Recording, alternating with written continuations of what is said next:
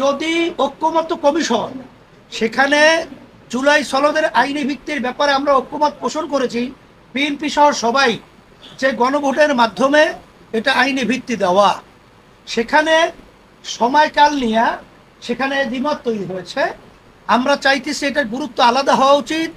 এই জন্য আগে যদি গণভোট হয়, আইনি ভিত্তি হয়, তারপর জাতীয় নির্বাচন তার ভিত্তিতে হয়, তাহলে সেখানে কোনো প্রশ্ন থাকে না। সেখানে বিএনপি যে বলছে একই দিনে গণভোট এবং সেখানে জাতীয় নির্বাচন, তাহের ভাই বলেছেন, মামুন ভাই বলেছেন যে আসলে সেখানে ওইটার গুরুত্ব থাকে না। তখন কিন্তু এখানে জুলাই সনদ ভিত্তি পাওয়ার জন্যে যে হানা ভোটে ব্যাপারটা সংখ্যা যদি পরিমাণ কম হয়, তখন কিন্তু আবার একটা প্রশ্ন উঠতে পারে যে এখানে জুলাই সনদের ব্যাপারে তেমন উল্লেখযোগ্য কোনো ভোট না আসায় আমরা এটা কোনো গুরুত্ব দিব না। এই ধরনের সংজ্ঞা কিন্তু আমাদের রয়েছে।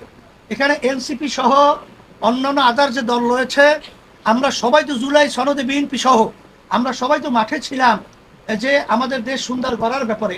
তারা কেন এই ব্যাপারটাকে গড়িমসি করছে, এটা কিন্তু আমাদের বুঝে আসেও না, এটা আমাদের বুঝে ধরেও না।